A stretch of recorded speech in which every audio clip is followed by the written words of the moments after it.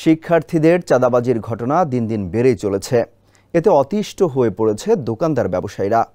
এবার চাঁদাবাজির ঘটনায় রাজধানীর পলাশীতে দোকানীদের গণপিটুনির শিকার হয়েছেন ঢাকা বিশ্ববিদ্যালয়ের 2 শিক্ষার্থী।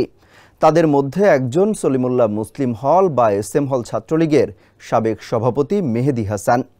অভিযোগ রয়েছে প্রায় প্রতিদিনই তার সহযোগীদের নিয়ে চাঁদাবাজি করতেন সাবেক এই হল সভাপতি। এর আগে সলিমুল্লাহ মুসলিম হল থেকে মাদক ও নারীসহ আটক হন এই নেতা। বিস্তারিত থাকছে প্রতিবেদনে। রোববার রাত 11:15 এ সময় রাজধানীর পলাশীর মোড় বাজারে চাঁদাবাজি করতে গিয়ে মারধরের শিকার হন সলিমুল্লাহ মুসলিম হল ছাত্রলীগের সাবেক সভাপতি মেহেদী হাসান এবং তার সহযোগী শহীদুল ইসলাম। ওয়ালটন ফ্রিজ কিনে অনেকের মতো আপনিও হয়ে যেতে পারেন মিলেনিয়াল, সেরা পণ্যের সেরা অফার। এমন কাণ্ডে ঘটনাস্থলে এসে উপস্থিত হন চকবাজার থানা পুলিশ। সেখান থেকে দুজনকেই গ্রেপ্তার করা হয়।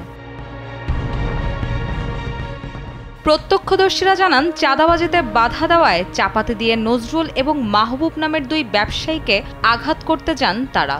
তখন দোকানিরা ক্ষিপ্ত হয়ে ছাত্রলীগের সাবেক নেতা ও তার সহযোগীকে গণপিটুনি দেন এবং পরে পুলিশের হাতে তুলে দেয় তাদের। দোকানিরা জানান, রোববার গণপিটুনি ঘটনার আগেও পলাশী বাজারে একাধিকবার চাঁদাবাজি করে ছাত্রলীগের এই নেতা। এর আগে কলা বিক্রেতা দেলোয়ারের কাছ থেকে 1000 টাকা এবং কনফেকশনারি দোকানি সানাউল্লাহ সহ বেশ কিছু দোকানদারের কাছ থেকে চাঁদা নেয় মেহেদী।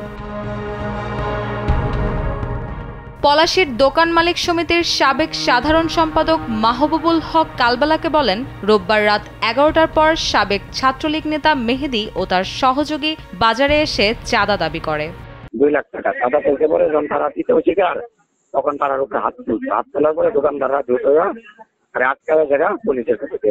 নজরুল ইসলাম নামে এক ভুক্তভোগী দোকানি জানান, চাঁদা চাইতে এলে প্রায় তাদের বাধা দেন, কিন্তু এতে থেমে থাকেননি সাবেক ছাত্রলীগ সভাপতি মেহেদী হাসান ও তার সহযোগী। নিয়মিতই অত্যাচার এবং চাঁদাবাজি চালিয়ে যান। তাদের অত্যাচারে অতিষ্ঠ হয়ে পড়েছে সাধারণ মানুষ। সার্বিক বিষয়ে বক্তব্য জানতে চকবাজার থানার ওসিকে কয়েকবার ফোন দিয়েও পাওয়া যায়নি। পরে দায়িত্বরত ডিউটি অফিসার SI শাহাদাত আলম কালবেলাকে জানান, তাদেরকে গ্রেপ্তারের পর চিকিৎসার জন্য পাঠানো হয়েছে। এদের মনে হাসপাতালে ভর্তি আছে। বিষয়টা আমাদের স্যাররা ডিসি স্যার বিষয়টাকে ভালো করে তদন্ত করে দেখতেছে, ঘটনাটা কি করছিল। তিনি আরও জানান, প্রাথমিক তদন্ত শেষে মামলা নেওয়া হয়েছে। অতি দ্রুত কোর্টে চালান করা হবে।